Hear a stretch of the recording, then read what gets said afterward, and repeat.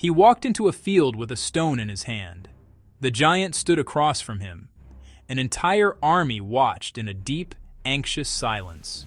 The world seemed to hold its breath, certain of the outcome. Everyone expected the giant to crush the boy. The result, however, was something entirely different. This is the story of David and Goliath, a tale that is as short and sharp as the stone's flight through the air. It is a narrative filled with stunning surprise, a moment where a young shepherd rearranged what everyone thought was a fixed reality. He did not just win a fight, he fundamentally changed what people believed about the nature of strength itself. The scene was one of stark visual contrast. On one side stood a disciplined but terrified army, their shields, their spears useless against the psychological warfare waged by one man. On the other side, a single colossal figure projected an aura of invincibility. The sun would glint off his bronze helmet and the scales of his armor, making him appear almost inhuman, a walking statue of war. The sounds were just as intimidating. The clang of his heavy armor as he walked, the boom of his voice as he taunted his enemies, the suffocating silence that followed his challenge. It was a perfectly executed campaign of fear. Goliath was not just a large man, he was a walking weapon system. His armor weighed over 100 pounds.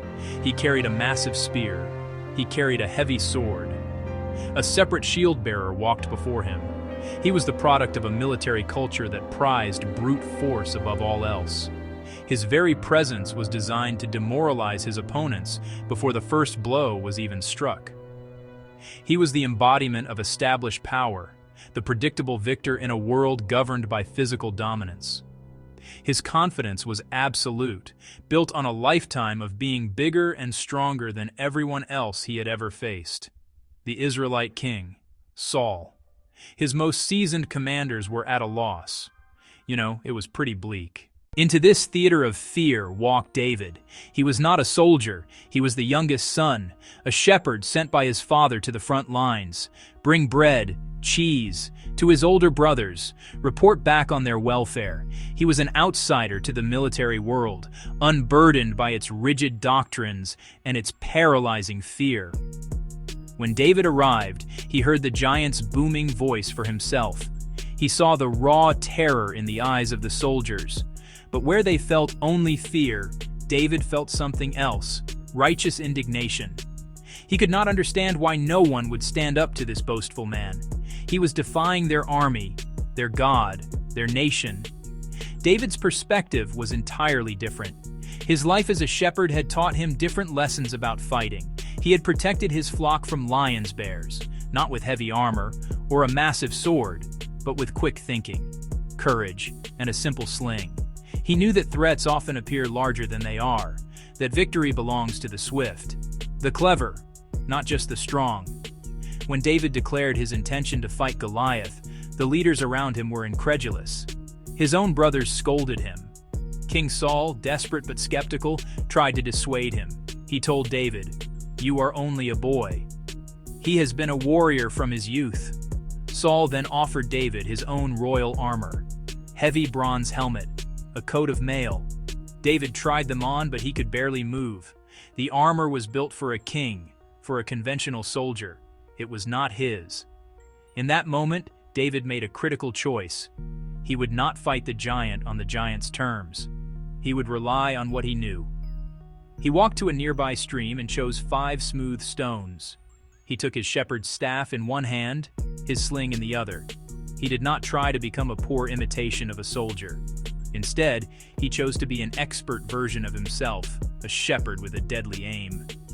He stepped onto the valley floor, a solitary figure armed not with steel, skill, faith, a radical strategy. That was his resolve. As David walked calmly onto the open ground, the giant looked down and saw him. Goliath was filled with contempt. He saw not a warrior, but a boy with a stick. "Am I a dog, that you come to me with sticks?" he bellowed, his voice dripping with disdain. He cursed David and promised to feed his flesh to the birds of the air and the beasts of the field. The giant's mistake was immediate and total. He underestimated his opponent completely. He saw a child and assumed weakness, missing the quiet confidence and the deadly skill that lay beneath the surface. His hubris was his shield, but it was a shield full of holes. David did not flinch. He did not engage in a shouting match. Instead, he answered with a clear, steady voice that carried across the field. He declared that he came not with a sword or a spear, but in the name of the God of Israel. He reframed the battle entirely. It was not a contest of physical strength between two men, but a test of faith. He then did something completely unexpected. He started to run. He ran toward the giant, closing the distance quickly. This was not an act of fear, but a brilliant tactical move that disrupted Goliath's own battle plan. Goliath was a heavily armored infantryman. His great strength was also his great weakness. He was slow, weighed down by his own protection. He was built for static, close-quarters combat. A fast-moving, long-range attacker was a threat he was not equipped to handle. As David ran, he reached into his bag and placed a single stone into his sling.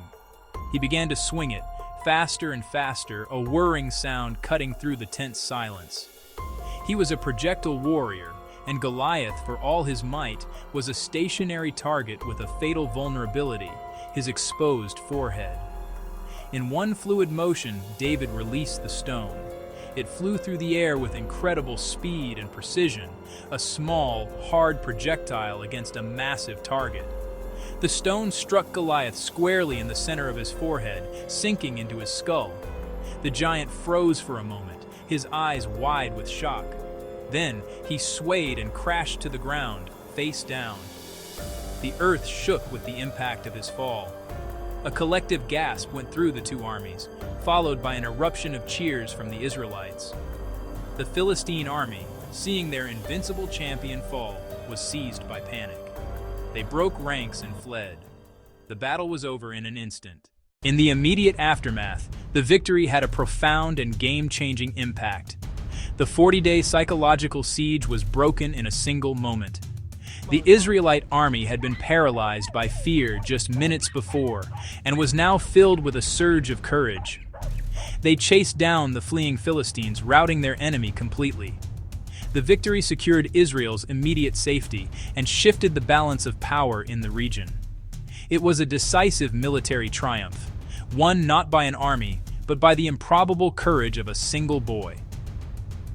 This event immediately cemented David as a hero to his people. The battle was also a powerful political statement. It undermined the Philistine ideology of military might, demonstrating the vulnerability of their champions. For the Israelites, it was a profound affirmation of faith. The victory elevated David from unknown shepherd to national figure, setting him on the path to kingship. It became the foundational event of his legend. Historically, it marked a turning point. It illustrated asymmetrical warfare, a smaller force, more agile, using unconventional methods, defeating a larger, more cumbersome opponent. The sling was not a toy. In expert hands, it was a lethal long-range weapon, firing projectiles at speeds comparable to a modern handgun. David's choice was strategic genius. He refused to play by the giant's rules, and instead leveraged his unique advantages, speed, agility, projectile skill, to exploit the giant's weaknesses. The story was told and retold, teaching that courage and ingenuity could overcome great odds. Centuries have passed, but the story of David and Goliath still resonates with a timeless clarity. Its lesson, not only courage, but perception. We still face giants, not armored warriors, intimidating challenges, oppressive systems, deeply entrenched problems. Corporate monopolies, social injustices, personal fears, overwhelming illnesses. First step, see the giant clearly. Not just its strengths, but its hidden weaknesses. Strengths can hide vulnerabilities. The story is a masterclass in strategy. Question the established rules. Goliath's power depended on fighting one way, up close and personal. David refused. This applies everywhere: business, Activism, personal development. When the deck is stacked, don't play by the incumbent's rules. Change the game. Introduce new technology, new approaches, new ideas. A small startup disrupts an industry. A grassroots movement challenges a machine. Modern Davids use agility to outmaneuver lumbering Goliaths. A warning to the powerful. Arrogance and complacency are dangerous. Goliaths fall when they ignore smaller, nimbler competitors. Power creates blind spots. Success can stop adaptation. The giant lost because he couldn't imagine defeat. Organization, leader, nation, too big to fail invites a David. One well-aimed stone can change everything. In the end, this is a story about a single choice that ripples outward, changing everything. It is the choice to act when others are frozen in fear, to trust your own skills, to reframe the problem and refuse to be defined by your opponent's strengths. David's victory was the logical outcome of a superior strategy executed with courage and precision. Weakness, reframed, can become formidable strength. Think of the enduring image, a lone figure on a vast plain, a small stone cutting through the air, a giant, once thought immovable, crashing to the ground. That moment changed the world that day. It continues to teach us, to inspire us, and to challenge us to face our own giants. The true takeaway: courage is not the absence of fear, it is the decision to act in spite of it. Be prepared, be clever, see hidden weakness. The boy with the stone proved a different outcome is always possible. One brave choice can change the entire field.